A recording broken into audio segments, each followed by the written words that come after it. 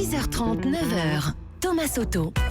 Le débrief de la matinale, les temps forts de ce que vous avez entendu ce matin sur Europe 1. Lucas Pouille a mis le feu cette nuit à l'US Open de tennis.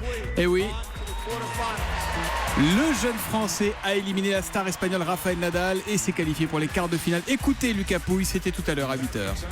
Ce que j'ai mis dans ce match, ça a payé. Je réalise que je viens de battre Rafa. Quand j'étais plus jeune, j'avais l'habitude de regarder ces matchs à la télé, notamment ici. Il y avait des matchs incroyables. Donc voilà, je réalise que c'est la plus belle victoire de ma carrière, que j'ai réussi à le battre sur le central ici, et c'est magnifique.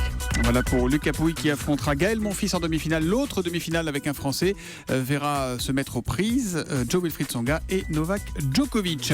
Les journées nationales d'action contre l'illettrisme démarrent aujourd'hui, ça va durer toute la semaine. Jean-René Mahé a été illettré pendant plus de 40 ans. Il est venu nous raconter son cauchemar, c'était à 7h45 tout à l'heure.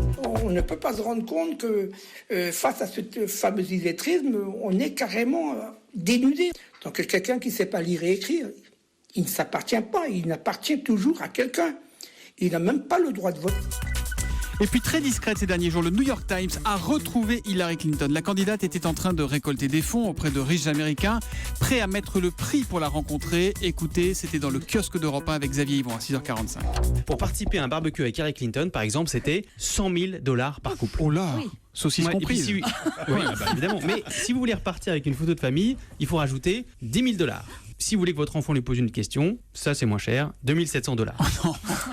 Oh, dis donc. Et il y a eu du beau monde, le styliste Calvin Klein qui l'a écouté faire des blagues, Paul McCartney a dansé avec elle, Justin Timberlake, le chanteur, a fait des selfies et Hillary Clinton a battu des records. Écoutez bien, ces 2 dernières semaines, elle a récolté $50 millions.